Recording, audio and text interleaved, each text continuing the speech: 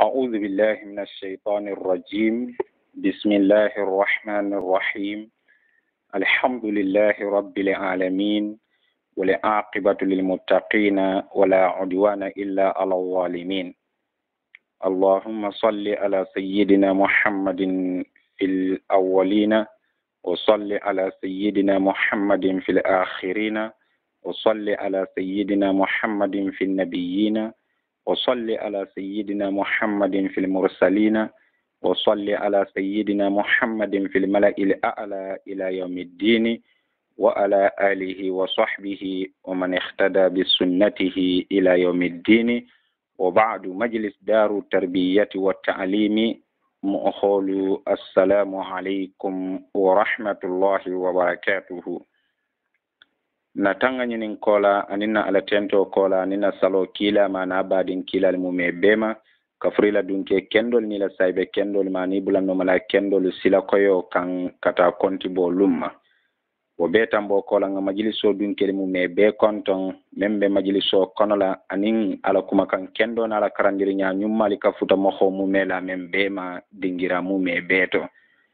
alina al badin malo mali kanunte altero al ku kenyo ho Abdullahi Marega Dibasi bunu Alhaji Gausu Dibasi Zara Medina Senegal hanisani si kontinent na wala hadala kitabo konola menketa an-nawafihu al-ibriya al-mukhtasaratu min an-nafhati al-ambariya fi hal al-fadhi al-ishriniyya fi madhi khair al-bariyati sallallahu alayhi wa sallam. Kitabo menka kumani na kanto ko bunibo msi tafsiro damuta hijibo kono la bu hijibo wala mu hijibu fulanjanti baytoto la ashraqati dunya bi nuri bayanihi. Allahumma ya rabbi salli ala Muhammadin, Allahumma ya rabbi salli ala Muhammadin ala sayyidi sadatin nabiyina war rusulu. Ad-darsul khamis wala mu bi wala dalulun jang. La ashraqati dunya bi nuri bayanihi ala fi ala ma fatani min iyanihi yuhaddithu minhu an ulumi jananihi basirun bi sirri al-ghaybi qabla kiyanihi lahu yaqrabu al-marma wa turtafi'u al-hujibu فأعظم برفد منه قد ساب أرفه وأكرم بذكر منه قد طاب أرفه بصيرته في الأمر يشكل صرفه بصيرة معصوم إذا نام طرفه فللقلب طرف لا ينام له هدب ألا أحمد من ربه صلواته لقد أومت في خلقه بركاته لقد بحرت الشمس الضحى معجزاته براهينه لا تنقضي وحباته وآياته شهب وأنمله سحب ولما اشتباه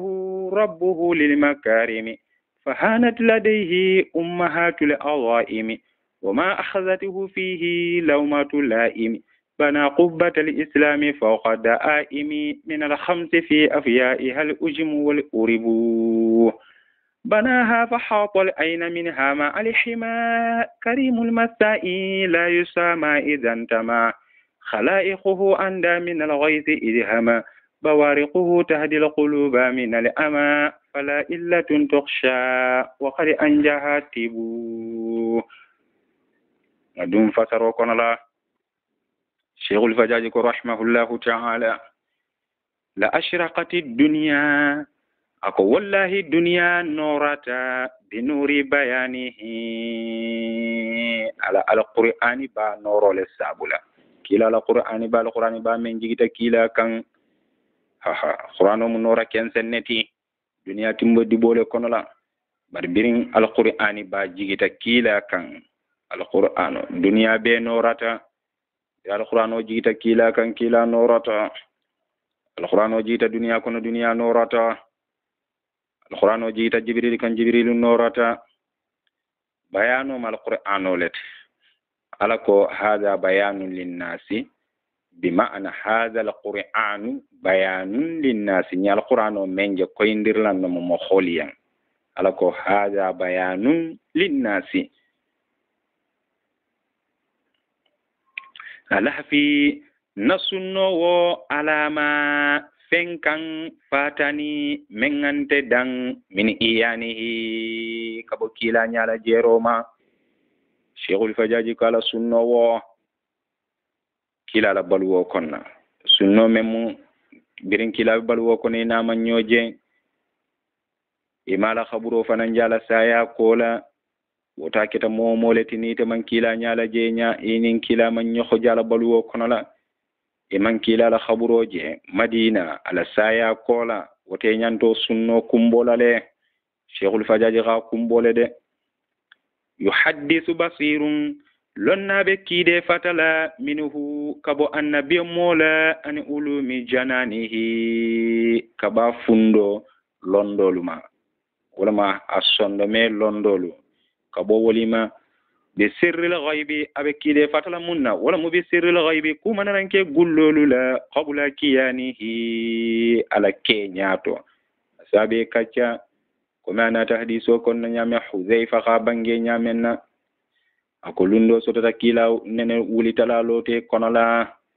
palasito amam fem tuje membe kela wolo dingirato kata fal qiyama saqana lo faga be kachale atata ko hafijahu man hafijahu wa nasiyahu man nasiyahu hadi alimahu ashabi haula'i kata hadiso nyim bandula yaqrabul marima ñinin fen dandulaɓe sutiyala lahu kila bayen wo tartafi ul hujibu hijabuli fanali bebe kototala kilale yen sallallahu alayhi wa sallama bebe kototala kilale yen kisoni nemo bama kumo koto alaka sutiyandiri ke kilayen muntaha kullu ba'id jamfa fewo jamfa fe dandula alaka be sutiyandi kilayen ne ndala kototandiro ke kilayen ne kuol mume be hijabolula hanifo hijabu ba membe laresh bala mansani mala laresh ala ko tanda yen comme Cheikhul Fajaji ko o khadi khala qawmun ayana Allah jahra fa a'zim fembal gabu nyandiri ke bi rifdin sorola minhu kabo annabi mo bala qad saba urifuhu na kubeto li bonta na kubeto bonta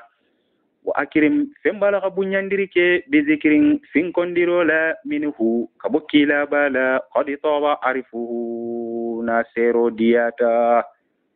basiratuhu kila sonda mela jero fil amri kunyalito yushkilu sarfuhu ibo sagin nyakhmilale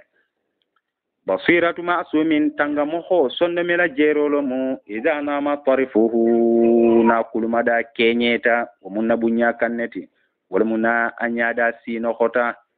fa tarifun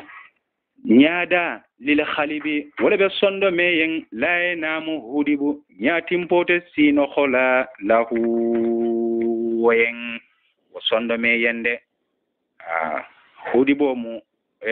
sha'rolati tiyolo mu e ko tilamu annabitu ala ashfaril aini hudibo mu tilati tiyo men kita falinati nyako mo tiyo fato nyin santo wala mu nya kombo nya gulo nyin santo wala mu nya kombo tiyo tibit wala mu akonte kenyela katun alquran ko na nyamenna la ta'mal absaru lakin ta'mal qulubu allati fi suduri sonde me nya jerla ne bala wala tunala ko kafirol ye nyaadi ako nyaali melbe kun kono wala buka fingi nyaali melbe sonde me kono la siso kono lakin ta'mal qulubu sonno mellel ka fingi allati fi sudur melbe siso kono la wo jerlan no fingi tabito masibo nata kila ko inna ayni tanamani wala inamu qalbi kila kon son ndenya fulo ka sino kole ako barin sonno memi sino ko salawatuhu ala taala la nemolu ala ahmadin abi ahmadu bakan min rabbihi kaba mari gola ahmadu ba kila to olomu ko man nabillahi isa nyagalindiro kala nyamin na qur'an o konna wasiran bi rasuliyati min badi ismuhu ahmadu laqad awmati barakatuhu wallahi al taala la khayra jidolu wallali bunyata fi khaliqihi kila dato beri malaika fo jinna fo adamadim fal bahayumu ala khaironim barko men ke kilala kuoto wala bunyata katambi to mali belo لقد بهرت معجزاته والله تعالى لا كورنتو كولو والليل ننديتا كلا لا كورنتو كولو ولا مالا معجزاتوتي والليل ننديتا شمس الضحى واللوها تيلوما والليل ننديتا واللوها تيلوما لوه أكبر كلا لا معجزاتولو براهينه كلا لا دليل كيولو لا تنقضي ولنتبنى وهباته أنا لا صورولو وآياته كلا لا كاوكولو ولا معجزات الملغات من درك على كلا لا نبي مويا كان وكاوكو بالو شهبون والمثال البيكول لولو بنيامنا لولو بنيامنا نوروتو وأنيمله كلا كونجو كونون دينغلو ولا مابولو كونون دينغلو صحبو والمثال بيكول سورو لا وارو كما يكو سانكابو لبنيامنا صحبو مجمالت جمعو صحاب abe kila la fonnin sire na la fonnin sire alema abolle le matin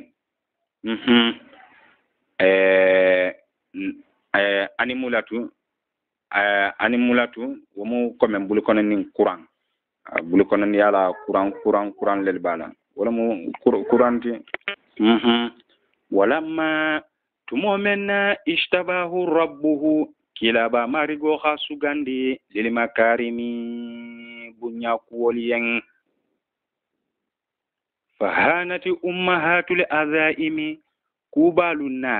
أمهات منا للتي أكلين ولم أمتي أكو كوبالنا إلى سلو سونياتا لديه كلابايا أقول كوبالنا سونياتا لكيلايا ولم كوبالو لا سلولو ولبي سونياتا كلابايا له ولم كبيرين كيلانا أدون كلا فتنيو ياروتي anin kila la wulu dingira fata nyoya ka jebula ana badi masutun la jahuya anin wandi mo la konta ko kila la ani wala jokki nyoya ro kawku wama akhadhatuhu lawmatu laimin jalagir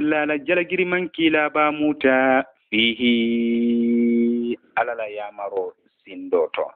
amarigo haki menna kawo sindi kila ma diga mu nyawnya ha nani nyawnya ha tora nyawnya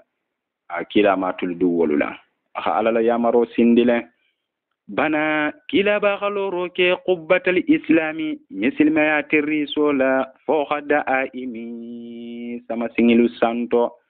da aimu mujamalati ala kilim wala mu da amatu ako kila kholole wa sama sinu wala mu qawaidul islamiti misilma la sama singilu abollelma minala khamsi kabululoto wala musamasin luloti ali ujimu kayele molu ujimu fewo fenna manke arabuti manka kam folatik arabuti abemu ujimo leld kayele molu wali uribu anin arabolu fi afyaiha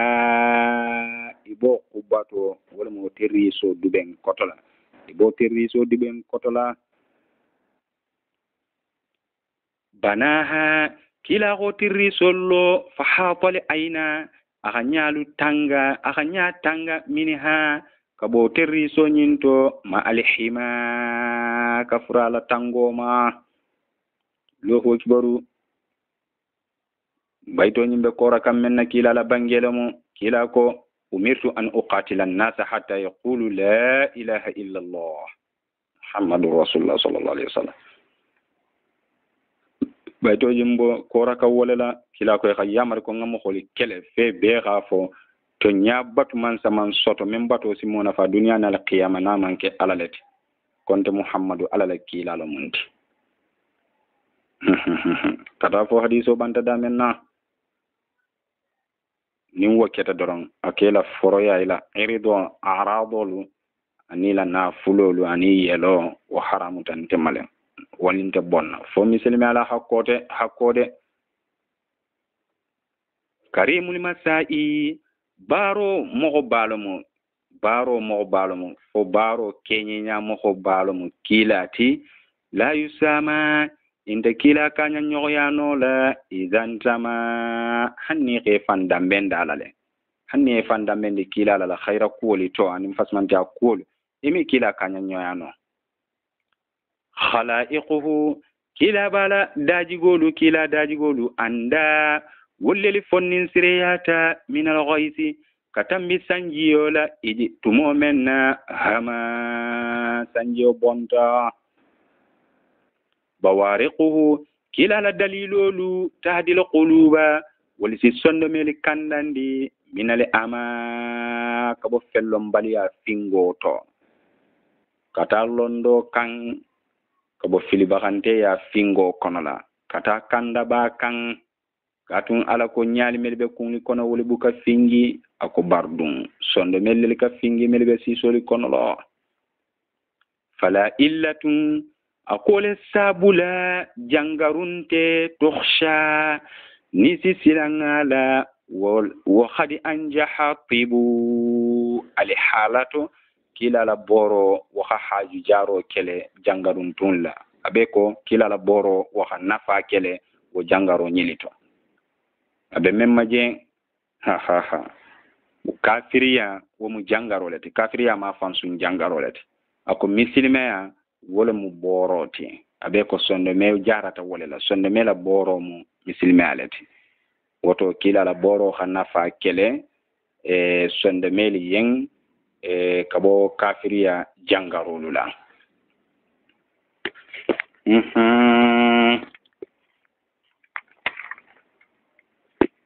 atubu siru iyo febe jero kerinne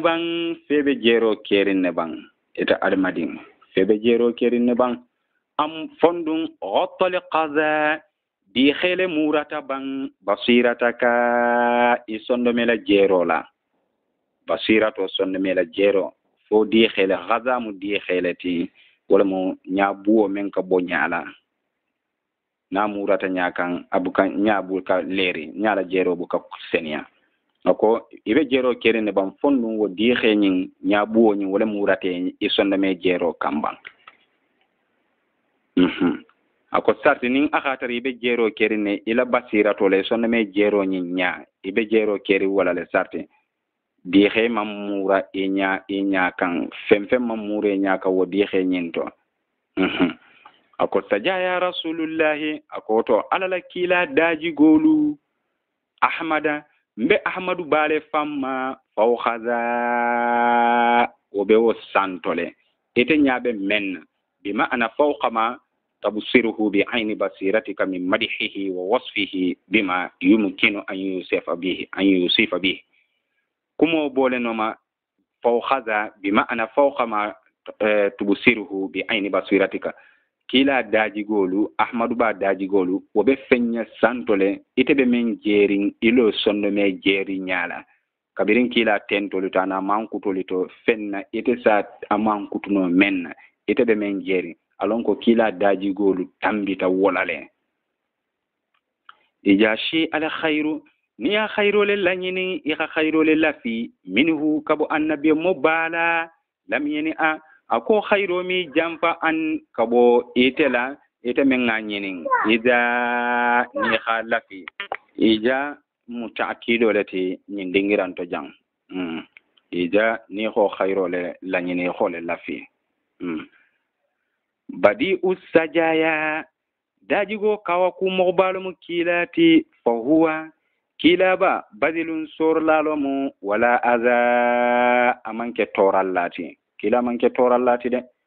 wa mannu fonnin sire balomu kilati wala mannu amanke bulan kunturla bati wala mu sorla la tabi unama anfaqu mannan wala adan amman betiyade khafendi ibena bulala mono mo ka bulan kuntuala ka tora kan fana wa man betiya ako kila manke woto o mannu wala mannu kila mu fonnin sire lati amanke bulan kunturlati wasafuhum yanfala balum kilati wala utibu amanke jalagir lati ala kila so daji go bunyari mbala innaka la ala khuluqin azimin luhu buru awku muhammadu bade ali ahada atele mo kholi be kandarinti makhalan kuma kanna hujjatan anin dalila koyola kila lo mol be kandarinti wala tunne kay ko alla kilawo ma moje mennen seniyata men ga fasiho soto katambitana kila ko fentente balila wala katun ko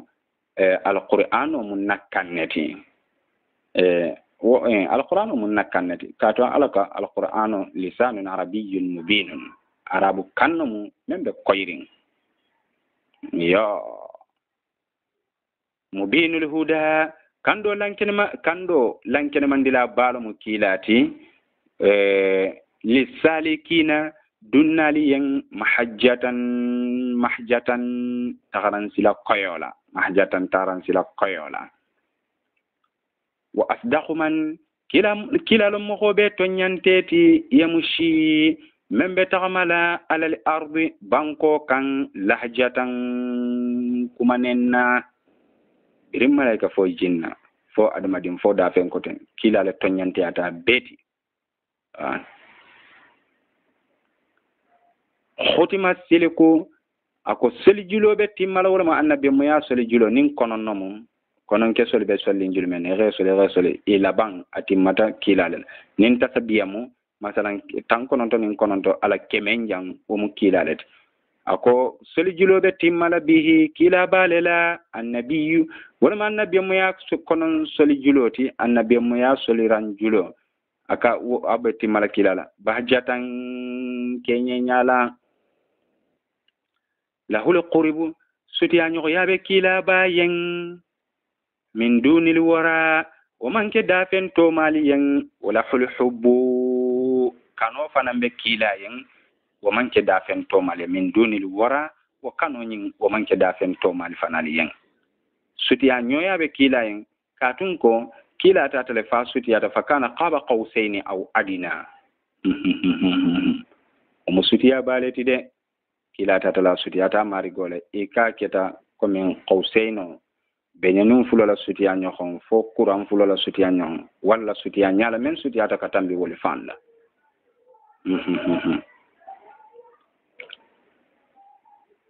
wa hal ghayatun yo fo dandingirabe bang wa hal ghayatun yo fo dandingirabe bang istifhamo lomu bari inkaro le beje kumo be larin nafiyo le fanan kan wa halijan hani dandingirante wa hal ghayatu yo fo dandingirabe bang hani dandingirante jang dandingirante ba adama sirahu kila la sudo senmo kola li maulahu adema layan wala ma mari gibati dando woyen koma silam bitun kila la sudo senmo kola hani ma bada isra'ihi marma yutlabu dandulanta kila la sudo senmo kola si menyini wa anna ila rabbika almuntaha efra wa anna ila rabbika almuntaha ako dandingira wo be katari mari gole kan sila nim futo kedano fo mum be woye jela koteke walaysa wara allahi marima ala yen koma fo nyinim fe nabe je fo dan ko ten nabe hani abe ko ka anna sa'ilan salahu abe ko nyinin karla dole kha nyinin cheikhul fajaji nyinin ka nyin suto senemo le suto senemata kila bati hal huwa abdun comme hada al musrabi bihi nyin suda senema mo nyin fo jonno mu bang hal huwa abdun amula fo jonno bang wala fo jonte cheikhul fajaji ko wali abdu kila la mu jonti haqqan tonya haqqan tonya tonya telefon la kanto ni mo okay ko tonya kuma keso le bena fo kan non tonya wala tuna cheikhul fajaji ko wali abdu kila la mu jonti haqqan tonya kila mu jonnati qarrabatihu inayatun khair khamen sutiyande amari gola khair khamen sutiyande amari gola ako law kana shay'un ahabba ilayhi min al-ubudiyya la sammahu bihi mawlahu na gatre fen ko tembe keri men kanuta kata alakan kabiri kila kan katambi joyala ako alaba kila kumandila le wala kila marigo ba kumandila le wala yo wala tuna man sakallan ke ko wa annahu lamma qama abdullahi yad'uhu kadu yakununa alayhi libada akakili abdullahi lan subhanallah jatira bi abdi laylan subhanalladhi asira bi abdihi laylan yo min al masjid al haram ila al masjid al aqsa yo abe wo nyale man natere fen ko tembe je men kanuta ate yen kila en katambi joya to hola ako wallahi ala kila marigo ba kilila le wo to honyin bar joya to ho wala kanuta kila ya wala tuna kila kal kanam fal kulu tentu comme nasara al isa fal kulu tentu nyamenna ako kila ko ala fo abdullahi wa rasuli ala la jonna mo ala kila nihayatuhu kila dandingira lam taktasibuha bidayatun la folor lal ma wobulla bara bidayatuhu kila folo dingira nihayatun wala mu dandingirati lil mursalina kila riyamo kholiyen humu ako kila riyamo kholu ashuhubu wal misalo be ko lolo be nyamenna lolo la geyato anala kandandiroto katu ni be baton li kono wala bal kono fo wula badol kono e katama lolo la ila noro ako kila misalo be ko lolo husinan kenye nyala hawlahu kila bakarala wa huwa wa kila muhammadu ba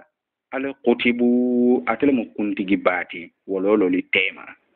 kila lam kuntigi bati wololo li tema yo na Sheikh al-Fajaji ke ko bidayatuhu lil mursalina nihaya kila la folo dingira wahyo kono la mennata kata kila kan anin kunyalu ayen kilariaro sindoto ake ko kila folo dingira wala mu dandulati mursalinolu kilante mel kono la kila muhammad man tar mel konna yo ako katun ko eko ba'dul anbiya'i alayhimus salatu wassalam annabi modoli sotota kisini nema bema atahul malaku marratan aw marratayn malaiko jibrilu nata woli kanne sinya kilin dole be janate kan sinya fula yo dole be je ana jibril nate kan sinya tan dole be je sinya tan nim fe mohan tan sabakata fo tannane dole be janate kanne kata fo katambi wala taworo keme fula ken sabakata fo keme nani yo iki jibril ka jigi dole ka wonyama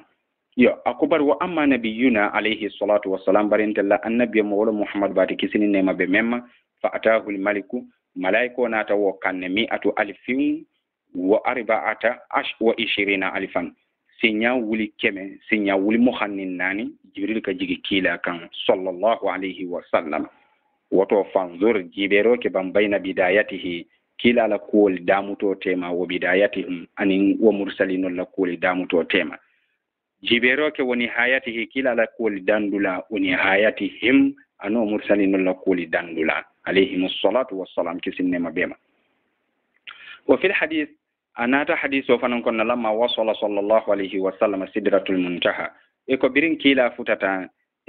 سدرة المنتهى نور داندولا نور تمبرو يروما ممبر نورارين بيرين كيلا فتاتا جي سدرة المنتهى إكو ضرب بكفه قدمه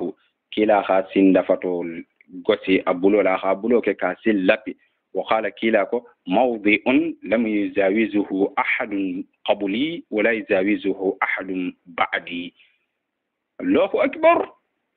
كيلا خاب أبو أتندو غسي أبولولا أكو جامو دلالتي مو كلم من تنبين تنياتو جان مو كلم فنان تتنبيلان تكوما جان تلابو جان مو كلم ننن تفتلا جان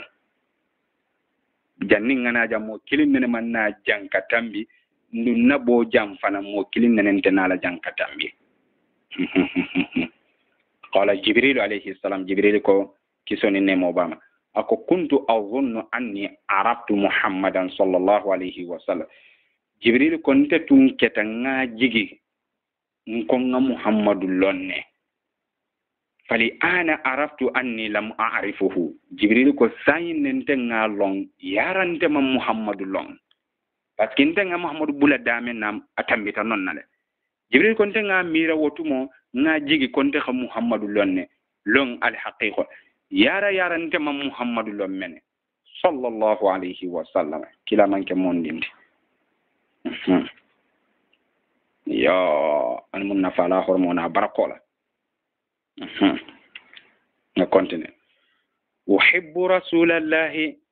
mbe alala kila muhammadu ba kanula hubba mukhola kanuru nyanyo khonna muwahidi menketa ala kilimbakhayandi lati wala moti membe sonding alala kilimbakhayala jalla wa ala ako mbe ala kan alla kila kanula wa mukhola kanuru nyanyo khonna wa amdahuhu mbe kila ba tentula bil haqqi tonyala ghayra mufannadi o manke fanya tenturti ghayra mufannadi ko o manke fanya tenturti wala mu wuliyate dunna wo tenturo konna mbe men kala kilala sallallahu alayhi wa sallam yusufu khab yaqubu khabangala diniye inni la ajidu riha yusuf lawla an tufanniduni ago fama mare akonga yusuf sero la mutade nganoro anoro dun tanto natara lintem faniyandila wa imbalagha sarti hannin tentur la futata alimatluba anyinin femma abe men nyinin kan dunya nyinin fenyelito hanna futatama bil madihi tenturo sabula mujtadin sori femma masalan ko iko tentur la nin sugula la meri tambite masale ko zuhairi be nyamen ani wona sifalu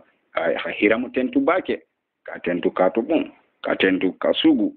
anate fanal ison if e ha fen sotonne e ha kemen ka me ha wuli men ka me ha wosotonne dunya kulito wala tunna cheikhul fadali ko hannin sarti wo tentur la nyelu woli futate nyini femma dunya kulito ako balaghina ndeli fanal si futa ntele mu joli melbe kila ba tentu kanka jeki suonintilo bi madihil hashimi hasimin ko tento sabula muhammadin wala muhammadu bati sheikhul fajai kon tel se futa zura qunanin konko jan turu nengu nengoma zura atemu jamale taala kilin wala mu zuri watuti qunani ala jamalo mala kilin wala mu qunnatu yo nyimbe mu turolete ako wala khatu na zura kuna ni telefisi futa konko kun turu nengu nengoto ma in yutawilu hal hudibu isi inke zaidati khafo ma yutawilu hal hudibu bere fenante men kanya nyoxyano la jam foto nyin bere do be fenerine nyin konko jam ba kun yo khalo wolinte kanyan non yo ma yutawilu hal hudibu bere fenante men kanya nyoxyano la jam foto abe wolema wo tentur lalu melbe ko zuhair na sifalu ni ha tenturo ke mansa kelula anin kebalula ina tana fen soto wolito woton tele kila tentur la jama balu ntel fanal be futala konko kungulu kanne membe jamparing konko membe fenerin wol be tarabanko kan abe ko wala mo nyin doluti kila tentur lalu wollel be santo nin nyin dol khasoto malo kila tentur lalu wol be kala nyamenna la khadifa zaman wallahi mo ko khaniyo soto wala mo ni bati mo ko khani ba soto labba men labbayka kumofo wa tafa amini mininta bil baitil atiq amini mininta bun kotola wala malika boti wa zarahu akila ba konton wa mo khani ba sotonde amini mininta wala mutawafoti at-tawaful qudum wa tawaful ifada wa tawaful wada'i akho beke al-kabola akila kondan kila dun ko al hadithu konna man zarani ba'da mauti fa ka'annama zarani fi hayati kila ko men an konton na saya ko la beke ta kan konton na bol wole konala hadisa koten kila ko man zarani bil madina kana ma'i fi jiwari wa kuntu lahu shafi'an yawm al qiyamah kila ko men an konton madina etebe tarlante felen na sigi nyoya konala ndum bekkele yenne kanjor lati al qiyamah lolun sinin al mumbula lawo mo kholi konala ya wala mu labbaika allahumma labbaika la sharika lak labbaika innal hamdalillahi wan ni'ma wal mulk katafo momen ngo kumo fa ko khani bale soto al hijjota ni umratu o marra idarahu aga tamakulo fanam mamu fi zaka turabi wa bankum ngole to kilalo rawloto kalu kilalo rawloto wa in kuntu sarti ninte keta lamna bulo mamfuta o khayya mbadindin wo diyarahu kilala luwo kono la abe madina le majeti akhu wala la tasghiru mu ukhayyati mbadindi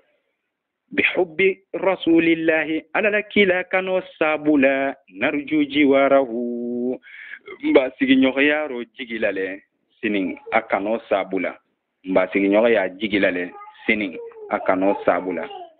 wa kullu muhibbin kanunte wo kanunte kanumo kanunte fal habibu kanunte hasibu wa mu wasaranneti lahu ayen wa mu wasaranneti atayen wa kullu muhibbin kanunte wo kanunte wala mu sadiqun thabitun fi mahabbatihi membe to nyante arabe sabatirin kila kanoto alon ko fal habibu lahu hasibu kanunte mu ayen wasaranneti ha katun ko kila ko izal al mar'u ma man ahabba mo honi molomo yamen kanu wotumo bitun huna intaha harful ba'i janne ba o harfo banta wala mo bu hijiboti hijibo fulanjam banta janne waytiluhu harfu ta'u ta o harfo be takiringala wala mo hijibu sabanjanti ti hijibo insha Allah ta'ala ni man sakallanke khala nyinin bena dunna wala konala ta o hijibo wallahu almusta'anu ala ta'ala talamu de marla be fasmanteti de maro kanyini dawoda anin fewo fembul ala le ma be santon koti atale ma be betomati yo wa akhiru da'wana alhamdulillahi rabbil alamin